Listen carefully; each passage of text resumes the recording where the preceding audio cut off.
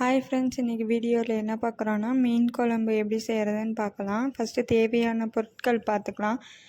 சின்ன வெங்காயம், இஞ்சி பூண்டு பேஸ்ட், தக்காளி அரைச்சி எடுத்துக்கலாம். தேங்காய் துருவினது அரைச்சி எடுத்துக்கலாம் பேஸ்ட்டாக.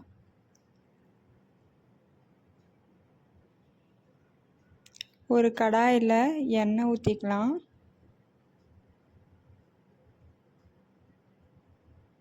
கடுகு, வெந்தயம்,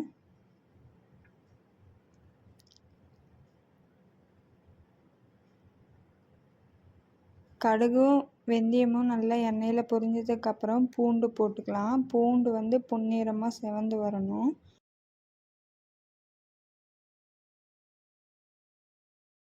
சின்ன வெங்காயம், இஞ்சி பூண்டு பேஸ்ட் எல்லாம் ஆட் பண்ணிக்கலாம். இதில் இஞ்சி பூண்டு பேஸ்ட்டும் அந்த எண்ணெயிலே வணங்குறப்ப அந்த பச்சை வாசனைலாம் போகணும்.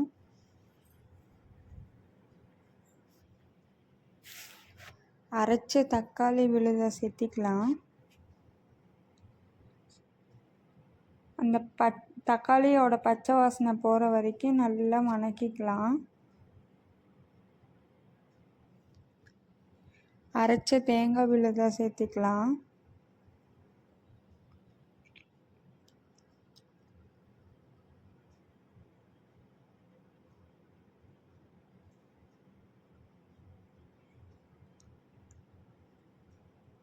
மசாலாலாம் ஆட் பண்ணிக்கலாம். வீட்டில் அரைச்ச புளிக்குழம்பு மசாலா,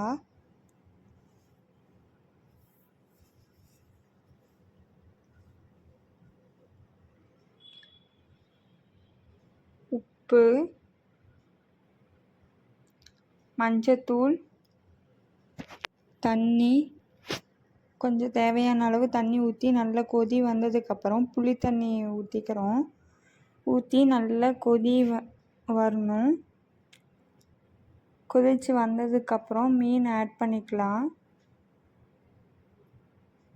மீன் ஆட் பண்ணி ஒரு 5 மினிட்ஸ் மட்டும் கொதியில் இருந்தால் போதும். அப்புறம் இறக்கிக்கலாம். எங்கள் வீட்டில் இப்படி தான் மீன் குழம்பு வைப்போம். உங்கள் வீட்டில் எப்படி வைப்பீங்கன்னு சொல்லுங்கள். அண்ட் இந்த மீன் குழம்பு செஞ்சு பார்த்து எனக்கு கமெண்ட் பண்ணுங்கள். 5 மினிட்ஸுக்கு அப்புறம் மீன் குழம்பு ரெடி. தேங்க்யூ.